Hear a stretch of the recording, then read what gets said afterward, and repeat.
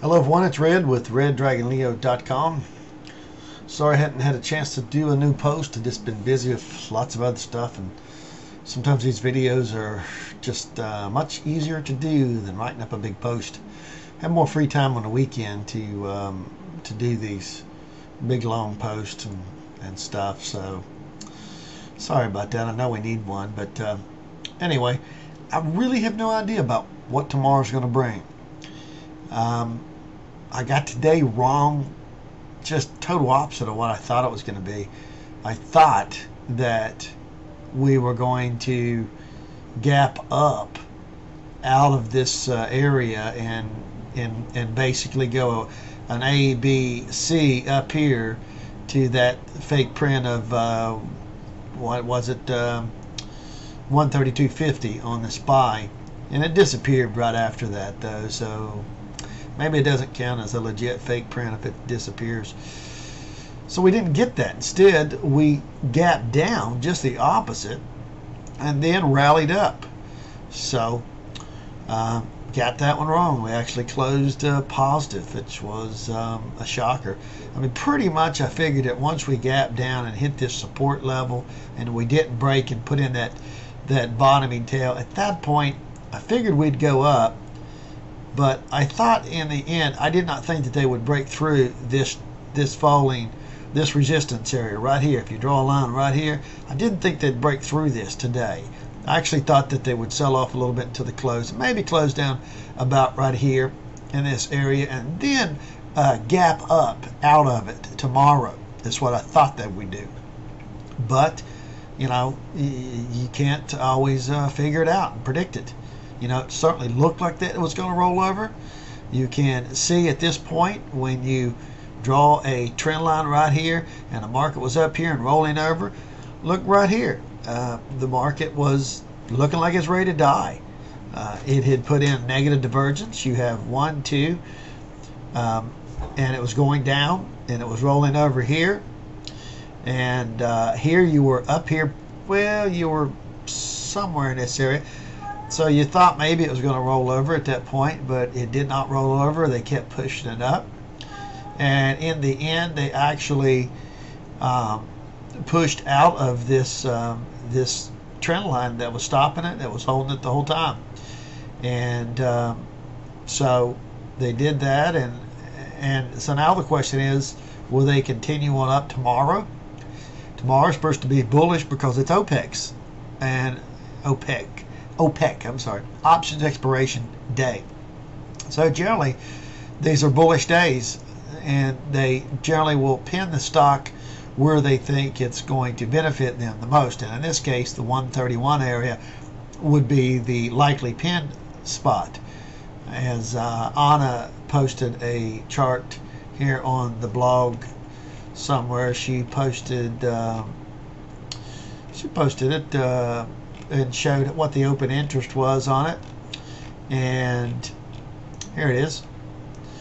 And basically you look at the amount of calls and puts and you try to determine what area is the likely place that they would have to pay out the least amount of money to both the calls and the puts for the open interest. And you can see basically the 131 strike price here. Over on the puts, you have 202,000 on the open interest, and you have 113,000 on the calls.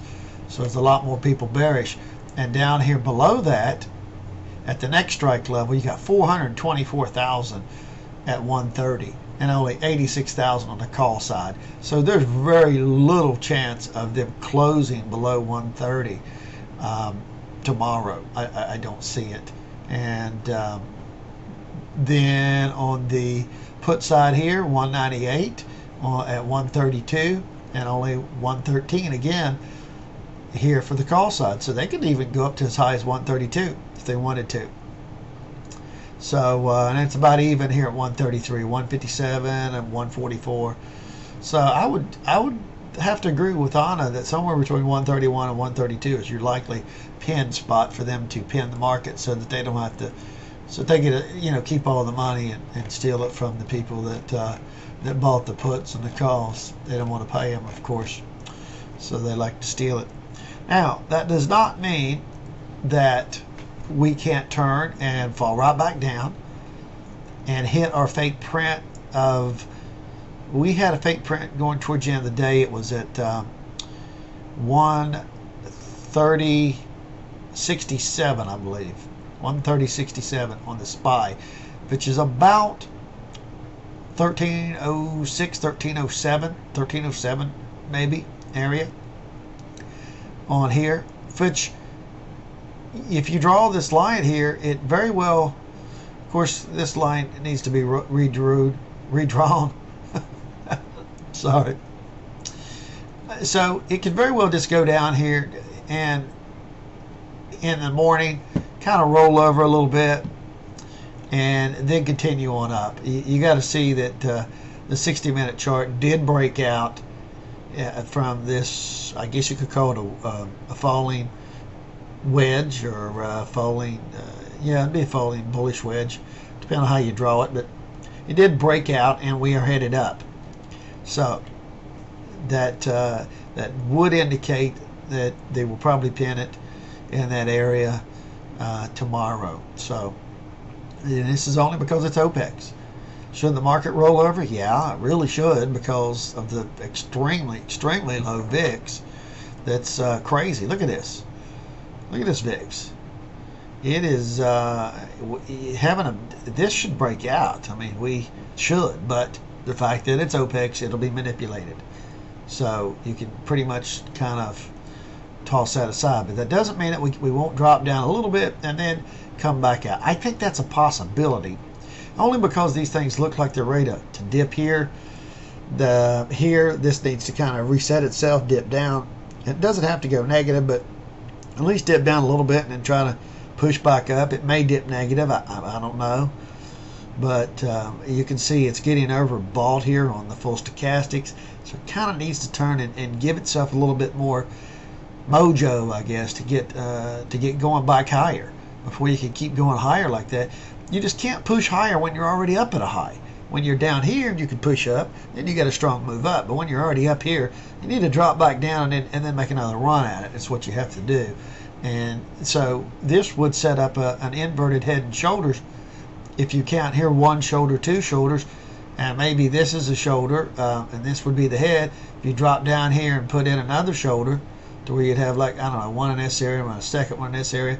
So kind of drop back down, maybe put in another shoulder and then push up into the close. So it could be like a V formation, something like that, maybe down and then back up to pin it at least at 131 or better.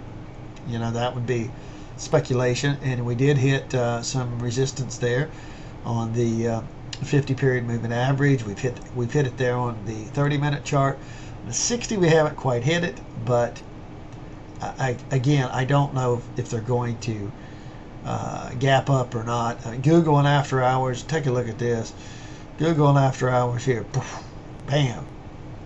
So Google's part of a big weight in the NASDAQ, I believe, so that's certainly hamper the NASDAQ as well. So the overall market should feel this. I mean, that we really, again, here it is again on the 15-minute chart. I just can't see them gapping up tomorrow. Jeez, I mean, with all this, with the VIX so low, the Google tanking like that after hours, I really expect to see this at least go back down here and hit that fake print of 13. Like I said, 130.67. So approximately in this area here. If they hit it and they're able to reset the charts and turn them back up, then maybe they can run it back up into the close and close it at 131 area to make them to pin the stock and stuff like that, like they typically do. So it kind of be like a low volume day, maybe down in the morning and then up into the close for them to pin it. That would be my speculation on what they would do. Now, of course, if some other really bad earnings come out, I think some of the banks are out. let's see here. I think there are, let's see here. You got, before the bell, Bank of America. You got Charles Schwab and some other ones that really don't count. But Bank of America is important. If this really, really comes out bad, that'll hurt the banking stock, and that will certainly hurt the market too. The XLF will definitely be hit hard with that. So, all in all, I do think that we will at least go down and hit that fake print. Whether we close there or not, I don't know. It's, of course, if it breaks this 1302 area, then we're headed down hard. You know, and we don't know. I'm right now counting 5 waves down. If you look at this, from here you go from here down to here. There's wave 1, back up for wave 2, then wave 3, wave 4, wave 5. So that would indicate kind of an A, a B, a C into Monday of next week. And then we'll have to reevaluate it from there. If it gets overbought, and the larger picture of this big inverted head and shoulders that everybody's expecting, well, you know, I think we're going to go up to that 138 print, that 138.86 print on the SPY, about 1388. But there's nothing to say that we can't turn tail and come back down and put in a lower low and then go back up later in the month. So, you know, we don't know that. Or later the next month in May. It's hard to say at this point. But for now, I'm really looking for this to come down in the morning and then possibly go back up to pin it where they want to pin it, which would be an inverted head and shoulders right here, allowing them to pop out on Monday of next week into Tuesday, and then we'll see. We'll go from there. And of course, again, like I said, if it breaks down and goes past this, then obviously we've got a basically some type of other pattern. I don't know if I can figure out another pattern from it, but I guess it's possible this whole big move is some type of wave 1 and maybe a wave 2 and a wave 3. Nah, I don't think that would classify or qualify. Not deep enough. So again, that's why I'm not an Elliott wave person, because you can always figure these things out after the fact, but never forecast them. There's so many different alternatives to them. It's very, very difficult to do. So did we get a failed false breakout here? I think so. I think we're going to fall back, and when we fall back, we'll try to bounce back out. That's what I think is going to happen. So just again, speculating as always. Got yesterday wrong about today, so maybe I'll get tomorrow's right. It'd be nice every now and then. I try, folks. I give it my best. I give you all I can do is just give you the information, and hopefully you can figure this out for yourselves. Thanks, everyone, and I'll see you on the blog.